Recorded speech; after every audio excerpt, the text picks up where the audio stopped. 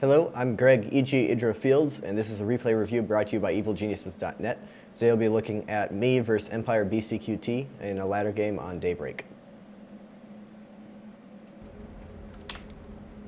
Here we have me as the blue Zerg in the top right, and BCQT as the red Terran in the bottom left. BC has just recently moved to America as part of the Razor training house being run by Mr. Bitter. He's one of the bigger, new talents, underdeveloped talents in this scene. He's been getting a lot of recognition in Europe for a long time as being one of the better unsung players. So now he has this opportunity to come out here and play full time. I'll be really interested to see what he can do with it. And I played him for the first time in a while on the ladder recently, and I thought we'd take a look at the game. This is going to be a demonstration of Ling Infestor play.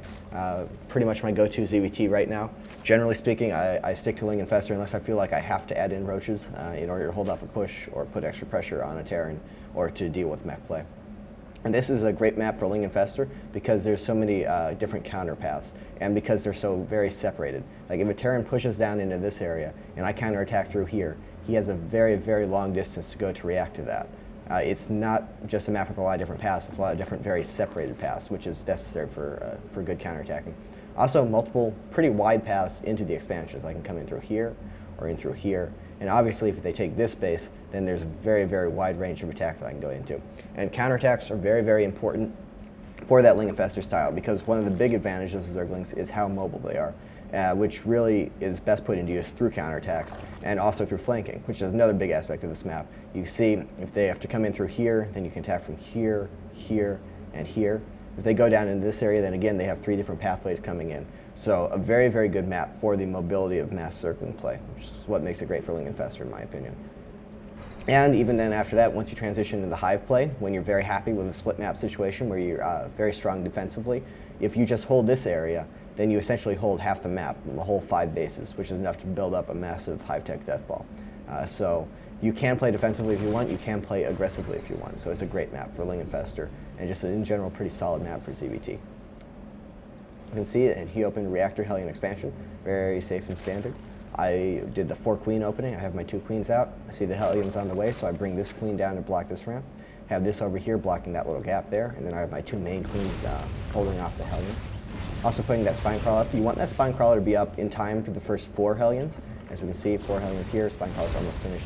That's actually a little bit late by me. However, with 4 queens and the Zerglings, still pretty safe at that point. The spine crawler is just additional defense. Then the 2 gases. With the 4 queen opening, you get such good mineral income that you can actually put down the 3rd hatchery before you start teching. And then we'll see 2 evolution chambers coming up for me as well, and to get those double upgrades before lair. Double upgrades always very, very important in any heavy Zergling strategy, just because Zergling versus Marine is so dependent on upgrades. We can see BC headed up towards just the Reactor Medivacs plus 3 Rex Bio. This is pretty much the most standard opening at this point. Hellion expansion or any kind of fast expansion into 3 barracks, mostly Marines, maybe a couple of Marauders plus the Medivacs. He did those couple of Marauders, which is a cute, interesting little thing to do. If Zerg happens to scout that very early on, they'll have to fear a Marauder Hellion all in. If they see it later on, they'll think it might be 4 barracks Marauder plus Marine all in. Plus, it gives additional defense in case you happen to do any kind of roach defense or roach aggression. So just in general, that's a cute little tactic that not a lot of Terrans do. That's actually very smart. A nice move by him. You can see I'm pretty much stabilized. I get my Baneling nest up. This is something that I've been adding in. A lot of Terrans have been doing very heavy Marine Hellion medevac pressure in order to try and punish the Ling Infestor openings. It hits right before the Infestors are done, so you have no real tech to deal with it, and obviously Hellion Marine very, very efficient versus Zerglings. So having that precautionary Baneling nest, you don't necessarily need to get Baneling speed or anything. Just have the ability to make Banelings in case they do aggression like that. It makes this build much, much safer. My lair on the way, double upgrades on the way as well.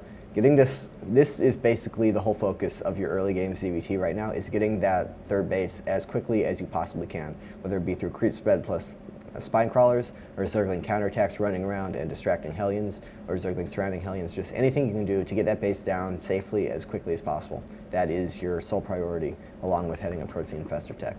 Also burrow immediately once your lair finishes as well. Burrow with Infestors, plus Zergling's burrow to expansions for scouting is just so incredibly important. You can see my creep spread.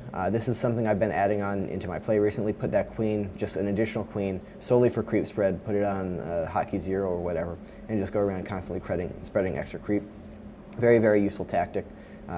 Definitely worthwhile addition to your play, something I should have been doing a lot earlier.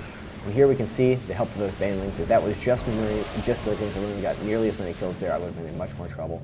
As is, I hold it with almost no losses, just some expendable Zerglings, and absolutely destroy that early aggression from him. And we can see he really delayed that third command center for that early aggression. So I'm now in absolutely great shape. If we look at our income, well, actually only a 13 harvester lead, which is pretty surprising for me. I thought that would be higher. He produced a lot of SCVs behind that aggression. However, the delayed third orbital and the fact that I've now secured this and produced a bunch of extra drones for it, I'm in very solid shape. You see this medevac coming? Always put static defense in your main and at vulnerable bases when you are playing Ling Infestor. As I always say, you don't have those mutas to go around chasing medevacs. You can't really afford to play as reactively. So having that spore crawler, very, very important, something that a lot of players neglect. Plus the spine crawlers, obviously just to hold off any kind of aggression. And now the game has pretty much stabilized. He knows that he can't do any aggression now that I have those infestors out, or as soon as I have those infestors out, they'll shut anything down. I don't really feel comfortable being aggressive versus him, even though he actually has no tanks. He's just now starting tank production. Tanks really, really shut down Ling Infestor attacks pretty well until you have a massive count and Terran kind of gets out into this area where they're more exposed. Attacking in through here or through this area into Marine tank, pretty iffy most of the time. However, he does have a whole 3 medevacs worth of units out on the map. I realize this, good Overlord spread, very, very important with this style. Just recognize drops as soon as you possibly can. I see that he has 3 medevacs out there. I know that he has to be taking a third soon or he's just essentially going to be all in. So moving in with this Zergling force, recognizing an opportunity to go in and do some damage, realizing that he shouldn't really have enough units to defend everything, and forcing a cancel on that planetary and a lift off.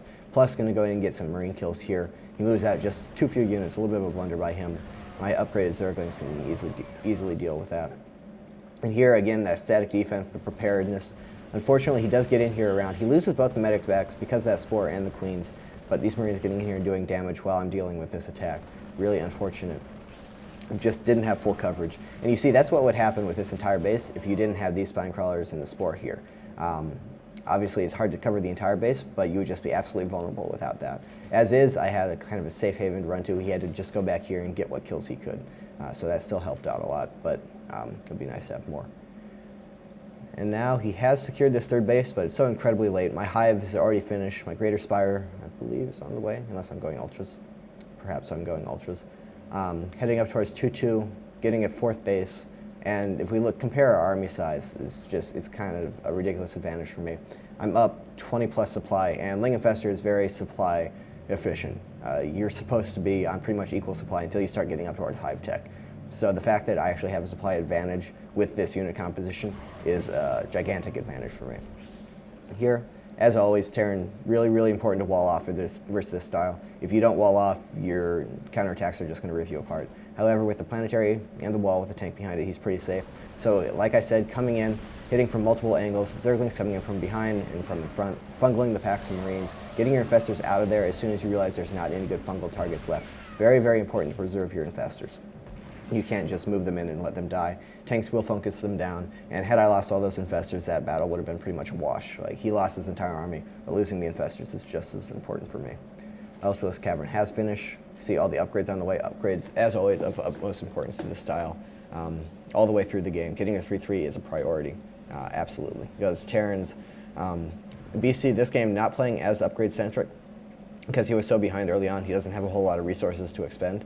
But more macro, a Terran who is in good shape will be focusing on getting 3-3 upgrades. That's just the way the meta game is going currently. And if you're not on 3-3 with your Zergling-based army, 3-3 Marines will just mow you down. But as we can see, getting up my 4th gas, have Ultras on the way, Infestors on the way. Once you have Ultraling Infestor out, you can actually start to be very aggressive versus the Terran. There's no way I'm going to allow him to get this base. Once I have Ultras out, I'll just be able to attack into it and overwhelm him, especially with my existing Infestor count. I have 2+ fungals on all of these except that one. So definitely going to be able to be very aggressive once I have those Ultras out to absorb the first round of tank fire, to add in some additional damage, and to really just tank for the Ling Infestor. And so here he is trying to move out. I know that he has to secure this 4th base, or he's just going to fall too far behind. 3 base versus 4 base. I'll be able to take this and this additional bases, start heading up towards Broodlords as well. But here, he moved out too far, and I actually just caught that arm. I forgot that happened. It was kind of an anticlimactic end to the game. He knew he had to go out and do damage. He didn't realize I was up to ultras already, so he was just caught way out of position. So yeah, the ending kind of sucked there, but the rest of the game, very informative, just a demonstrative way of how to play Ling Infestor, and also the importance of focusing on counterattacks, surrounding your opponent, plus just being aware of any kind of early game aggression they can throw at you. So this was a replay review brought to you by evilgeniuses.net. If you enjoyed this, please check out that site. A bunch of other cool content created by us, other videos like this from me. Thank you for watching.